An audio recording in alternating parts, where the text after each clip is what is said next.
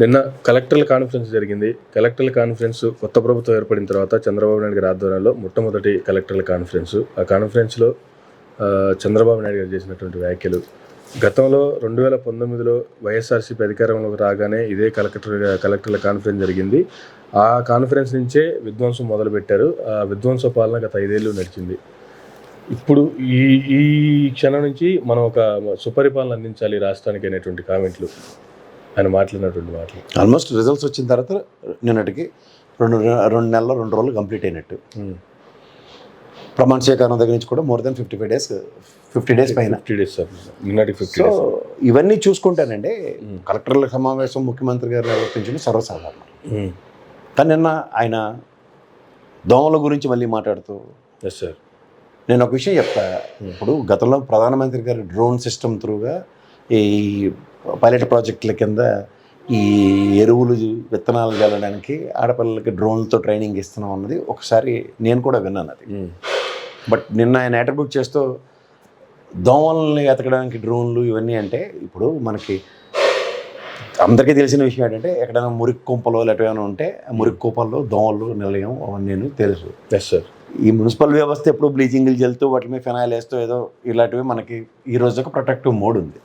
But విభిన్నంగా ఇక్కడ జరుగుతున్న వాటికి ఏమని చెప్పాలో నాకైతే అర్థం కావట్లేదు.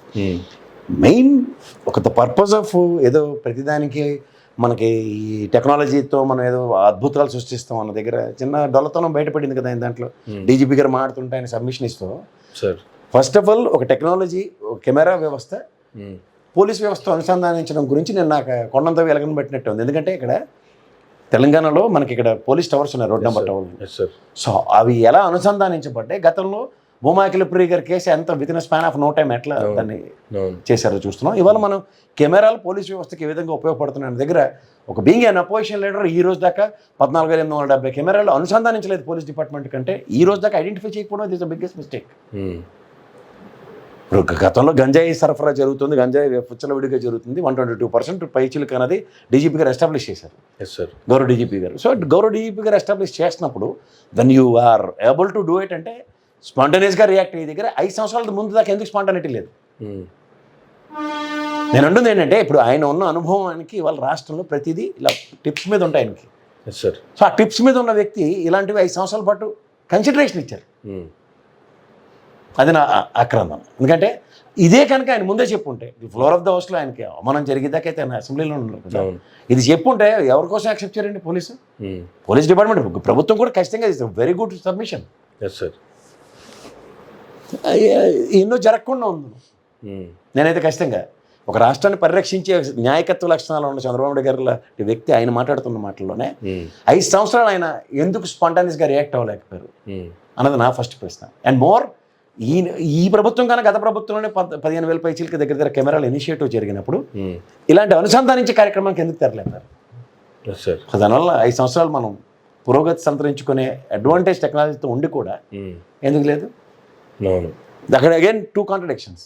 కాంట్రడిక్షన్ ఏంటి? ఒకటి ఏఎంసీ లేక అన్నది ఒక వాయిస్ వస్తుంది, but still it is working condition అని ఒక వాయిస్ వస్తుంది. అది కూడా గౌరవప్రదమైన ప్రిన్సిపల్ సెక్రటరీ ఐఏఎస్ ఐపీఎస్ స్థాయిలో ఉన్న వాళ్ళు మాట్లాడుతున్నారు.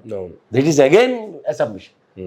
And moreover law and ఆర్డర్కి సంబంధించింది కానీ పరిపాలనకు సంబంధించిన విషయంలో గత ప్రభుత్వ విధానాలు రైటో రాంగో యాక్సెప్ట్ చేసి ఇదే గౌరవ IAS IPS DGP principal secretary chief secretary స్థాయిలో ఎగ్జిక్యూషన్స్ ఉన్నప్పుడు ఈ ప్రభుత్వం మారగానే వాళ్ళ ప్రభుత్వాన్ని అవహేళన చేస్తున్నప్పుడు 5 సంవత్సరాలు వాళ్ళది కలెక్టివ్ రెస్పాన్సిబిలిటీ ఉంటుందో ఉండదో కూడా ప్రజలు ప్రశ్నించాలి. Yes sir. విధానపరమైన అంశాలకు సంబంధించిన వచ్చినప్పుడు ఇప్పుడు పోలీస్ వ్యవస్థ ఉంటుంది, ఎఫ్ఐఆర్ రాయొద్దు, నెక్స్ట్ వాళ్ళకి తీసుకొచ్చి ఎంక్వైరీ చేయొద్దు, ఇలాంటి రూల్స్ ఏమి ఉండవు కదా. ఒక ప్రభుత్వం మార్గానే ఆ పని చేయొద్దని ఎక్కడే చెప్పదు కదా. కానీ as if it is happened అన్నట్టుగా మాట్లాడుతున్నప్పుడు గౌరవప్రదమైన స్థానాల్లో ఉన్న వాళ్ళు ఖచ్చితంగా దాన్ని ఖండిస్తూ చెప్పాలి. అది ఎందుకు ఖండన జరగట్లే? ఈవెన్ ఆఫ్టర్ ఇగ్నోరెన్స్తో కొన్ని జరగవచ్చు, లేదంటే కొన్ని తెలుసో తెలియకో కొన్ని కష్టాలతో కూడినవి తీవ్రమైన సమస్యలను పరిష్కరించలేనివి కూడా ఉంటాయి. ఇప్పుడు అంతర్రాష్ట్ర సమస్యలను డీజీపీ గారు చెప్తున్నారు, not able to track more than 2,850 పైచీలకి సిమ్లు ఐడెంటిఫైడ్ పర్సన్స్ దగ్గర నుంచి సిమ్లు బ్లాక్ అయ్యి ట్రాక్ చేయలేకపోతున్నాం అంటున్నారు. ఇవాళ ఉన్న టెక్నాలజీలో 5 సంవత్సరాల పోలీస్ వ్యవస్థ అలాంటి టెక్నాలజీని అడాప్ట్ చేయకుండా ఎందుకు కూర్చుని రెస్పాన్సిబిలిటీ ఇప్పుడున్న కరెంట్ డీజీపీ గారి మీద ఉంటుంది కదా బాధ్యత. అంతేగా ఇప్పుడు పాత కేసులన్నీ కూడా ఇవాళ ఆయన అకౌంటబిలిటీతో చెప్పాల్సి వస్తుంది. అవును. ఈ అకౌంటబిలిటీ ఆయన ఎంత కాదని ఒక స్థాయిలో ఉన్నారు, ఒక ఐజీ గారి స్థాయిలో ఉన్నారు ఆయన. ఉమ్. ఆయనకున్న పరివిలో కూడా ఈ విధమైనవి ఎందుకు ఎగ్జిక్యూషన్ కాలేదన్నది కూడా ఒక పెద్ద ప్రశ్న. సార్ ఇది ఎవరు నియంత్రించారు, ఎవరు నిలువరించారు ఇప్పుడేం చెప్పాలి కదా వాళ్ళు. అంతే కదా. ఇవి ఎలా ఉంటాయంటేనండి, నిన్న కూడా నేను చెప్పాను, బ్లేమ్ గేమ్తో ఒక సర్టన్ పీరియడ్ బై చేస్తున్నారు. ఆ టైం బై చేసే టైంలో అంటే సమయానికి కొంటున్నారు, కాలక్షేపం కార్యక్రమాలు ఎక్కువగా తెరలేకపోతున్నాయి.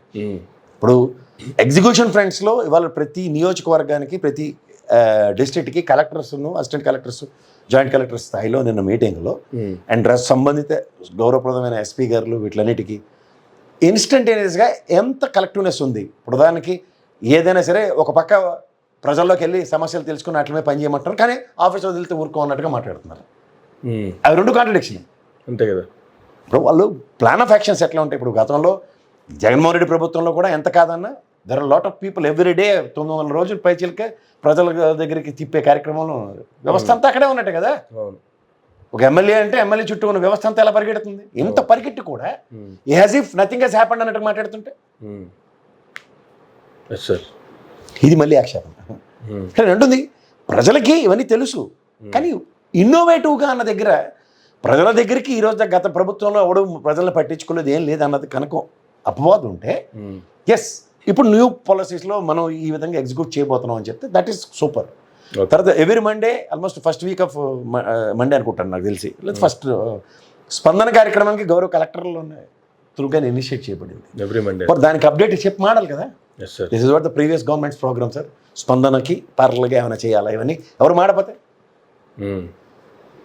అది కూడా కలెక్టర్ దగ్గరే కదా. అదే కదా కలెక్టర్ గారి బాధ్యతతోనే కదా. ఇప్పుడు ఫంక్షనింగ్ అథారిటీస్ ఎవరైతే ఉన్నారో వాళ్ళందరూ they functioning from years together. ఇవాళ వచ్చి రాకెట్ సైన్స్ కాదు కదా, చిన్న చిన్న ఉంటాయి. ఇప్పుడు కెమెరా వ్యవస్థ ఉంది, కెమెరా వ్యవస్థను అనుసంధానించే కార్యక్రమం మీద ఓ ముఖ్యమంత్రి గారి స్థాయిలో ఆయన చెప్పడం హర్షణీయం.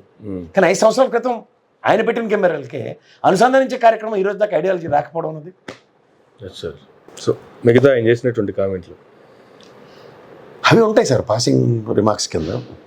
ఎందుకంటే ప్రభుత్వం కొత్తగా మారింది 2 నెలలు 3 నెలలు, ఒక 6 నెలలు ఒక మంచి కుషమత్ పీరియడ్ ఉంటుంది వాళ్ళకి. ఆ పీరియడ్లో ఏంటంటే గత ప్రభుత్వాన్ని కంటిన్యూస్గా బ్లేమ్ చేస్తూ వీళ్ళు ముందుకెళ్ళడానికి వెసులుబాటు క్రియేట్ చేసుకుంటారు. అది ఎవరైనా చేసే పని, అది అందులో నో ఎక్సెప్షన్. దాంట్లో ఏంటంటే ఎస్ మేము అందులో ఇప్పుడు 164 సీట్స్ వాళ్ళకి వచ్చి ఉన్నాయి కాబట్టి ఖచ్చితంగా ఇది ప్రజాస్వామ్యం. ప్రజాస్వామ్యంలో ఒక నాయకుడిని మనసా వాచా కర్మ ప్రజలు నమ్మి ఆయన గెలిపిస్తారు సార్. దాంట్లో ఏంటంటే అతని యొక్క ఐడియాలజీని ప్రజలు కన్విన్స్ అయ్యారు. ఆయన డెలివరబుల్స్ ఏంటన్నది ఎలక్షన్ రోజుకి రిజల్ట్స్ వచ్చే రోజుకి డెలివరబుల్స్ మీద కమిట్మెంట్కి యాక్సెప్టబిలిటీతో గెలిచి లోపలికి వెళ్తారు. అక్కడ మళ్ళీ లెర్నింగ్ ప్రాసెస్ ఉండదు. ఈ ఎలక్షన్స్లో ఏంటంటే verdict is nothing but the deliverables of promises. అంటే నువ్వు ఏ ప్రామిస్ చేసావో డెలివరీ చేస్తావన్న నమ్మకం 5 సంవత్సరాలు నీకు ప్రజలు ఇచ్చారు. దాని వెరిడిక్టే నీకు గెలుపు.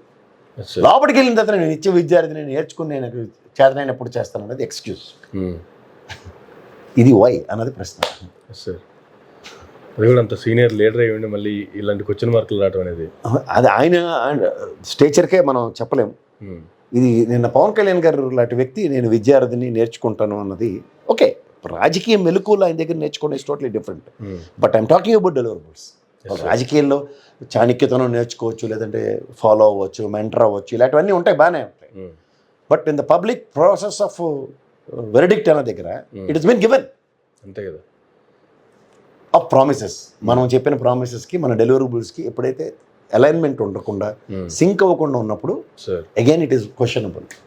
మీరే నేర్పారు ప్రశ్నించడానికి జనసేన పుట్టిందని. ప్రశ్న అన్నది మానవ నైజం. ఆ మానవ నైజానికి ఎవరు అతీతులం కాదు.